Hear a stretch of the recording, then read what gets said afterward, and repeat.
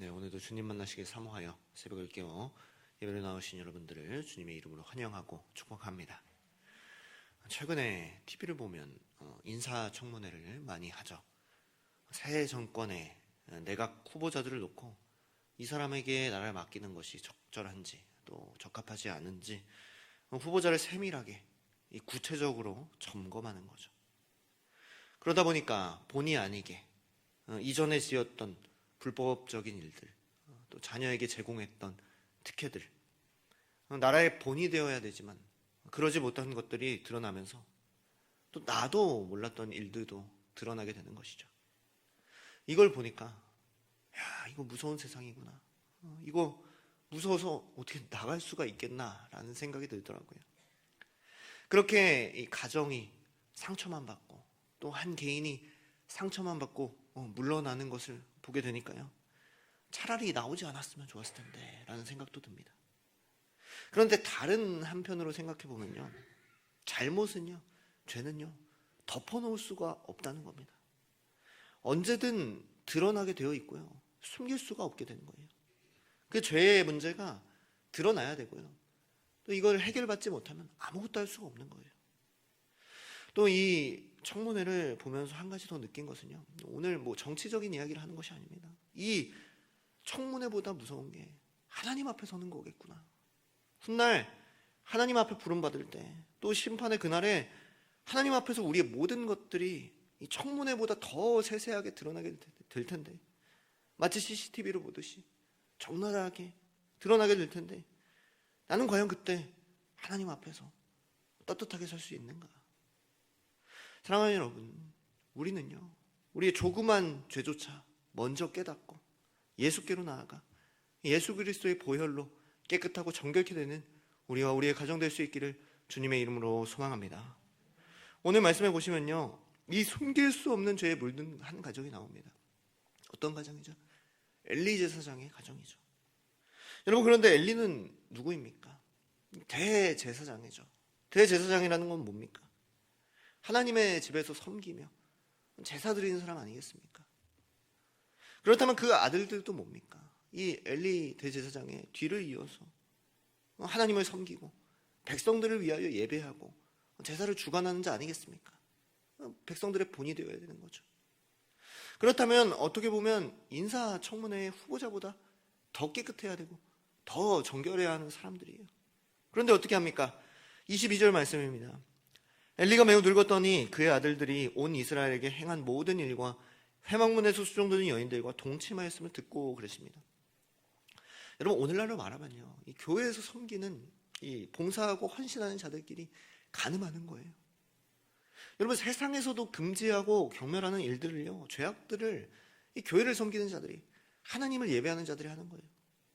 여러분, 항상 하나님의 전에 있었던 자들이 이런 일을 행한다는 것은요, 그만큼 하나님을 무시하는 것 아니겠습니까? 하나님이 뜬 눈으로 살아계시는데 에이, 설마 누가 알겠어? 하나님을 멸시하고 부정하는 거예요. 오늘날 많은 그리스도인들은 어떻습니까? 오늘날 그리스도인들은요, 모두 각자가 제사장들이에요. 오늘 예배드리고 있는 여러분들도 제사장들이죠. 여러분, 이제 예수 그리스도로 말미암아 우리의 몸이 성전이 되었고 각자가 하나님을 섬기고 하나님을 예배할 수 있게 되었어요. 그런데 세상에서 금지하고 또 경멸하는 행동들과 죄악들을 범하는 경우들이 너무나도 많다는 거죠. 가장 깨끗하고 가장 정결해야 하는 그런 사람들이 세상 사람들과 다르지 않게 살거나 어떻게 보면 세상 사람들보다 더한 모습을 보여줄 때가 있죠. 여러분, 오늘 말씀에 이 간음은요, 다른 어떤 게 아닙니다. 하나님을 사랑하지 않고 다른 것을 사랑하는 것, 하나님을 사랑하지 않고 세상의 것을 사랑하는 것, 이거에 바로 간음이죠. 오늘 제사장된, 또 하나님을 예배하는 저를 먼저 돌아봅니다. 또 우리의 모습을 돌아봅시다. 돌아보고 돌이키게 되는 은혜가 있게 되기를 주님의 이름으로 소망합니다. 여러분, 엘리가 이 소식을 듣고서요, 아, 내 아들들이 잘못되었구나, 내가 잘못 키웠구나, 이거를 깨닫게 돼요. 그렇다면요, 돌이켜야죠. 다시는 그 죄를 짓지 못하도록 어떤 수라도 써야겠죠. 제사장의 역할을 잘 수행하고 감당할 수 있도록 하나님 앞에 회개할 수 있도록 해야죠.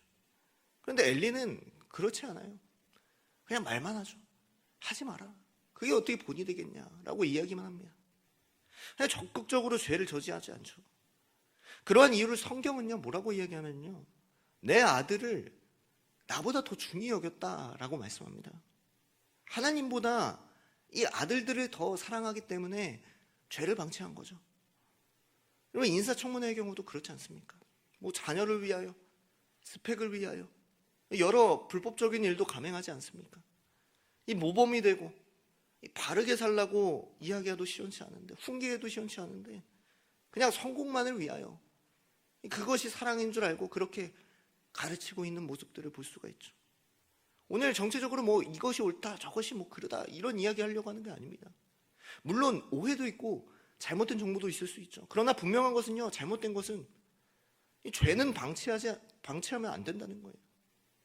그 조그만한 죄악이 걷잡을 수 없이 커지고 그것이 훗날 그 엘리 대제사장의 집을 집어삼켜요. 그 집안을. 이것이 죄의 무서움이에요. 죄의 전염성이고 죄의 확장성입니다. 조그만한 죄를 괜찮겠지, 조금 있으면 돌이키겠지. 여러분, 아니에요. 돌아보면 걷잡을 수 없이 이것이 커져 있고요, 돌이키려고 하면 돌이킬 수가 없어요. 우리 경험하잖아요. 내 조그만한 죄악이, 또 조그만한 잘못된 습관이요, 더 대담해지고 더 과감해지고 더 커져가는 것을 볼 수 있어요. 또 나중에는 잘못된 줄도 모르고 이거 안 되겠다, 돌이키려고 해도 돌이킬 수가 없는 모습이죠. 그럴 때 어떻게 됩니까? 25절 말씀에요, 결국에 여호와께서 그들을 죽이시기로 뜻하심이셨더라고요. 그랬습니다. 사랑하는 여러분, 오늘 우리의 모습은 어떻습니까? 우리의 가정은 어떻습니까? 또 나의 모습은 어떻습니까? 조그만한 죄라도 돌아보며 돌이키며 가슴을 치며 회개하는 은혜가 있게 되기를 주님의 이름으로 소망합니다. 오늘 이 죄악에 방치된 엘리 가문과 사무엘은요, 너무나도 대조가 돼요. 26절 말씀 보실까요? 26절 말씀에 아이 사무엘이 점점 자라매 여호와와 사람들에게 은총을 더욱 받더라 그랬습니다. 여러분, 어떤 사무엘입니까? 어른 사무엘이요? 뭐 대제사장 사무엘이요? 사사 사무엘이요? 아니에요. 아이 사무엘이 그랬어요. 적은 나이, 어린 나이, 이 엘리와 홈리와 비느하스에 비하면요, 성숙하지 못한, 성장하지 못한 아이예요. 그런데 그가 오히려 여호와께 은총을 받았더라, 사람들에게 은총을 받았더라 그랬습니다. 그런데 평생을 제사장으로 살았던 이 홈리와 비느하스는요, 성막에만 붙어 있었던 그들이 행실이 나빠 여호와를 알지 못했더라라고 어제 이야기하지 않습니까? 여러분, 나이가 중요하지 않은 것 같아요. 신앙의 연수, 또 직분이 중요하지 않은 것 같아요. 여호와께 은총을 받는 사람들은요, 죄를 미워하는 사람이에요. 하나님을 경외하는 사람이죠. 하나님을 두려워하는 사람이에요. 교회에 있는다고 하나님을 알고 경외하는 게 아닌 것 같아요. 엘리의 집이 계속 그렇게 살아갈 때 어떻게 됩니까? 원래 엘리 가문은요, 존귀한 집안이었어요. 하나님께서 쓰시고 하나님께서 기뻐하시는 집이었어요. 28절 말씀 볼까요? 이스라엘 모든 지파 중에서 내가 그를 택하여 내 제사장으로 삼아 그가 내 제단에 올라 분향하며 내 앞에서 에봇을 입게 하지 아니하였느냐 그랬습니다. 여러분, 우리의 지난날도 어떨지 모르겠어요.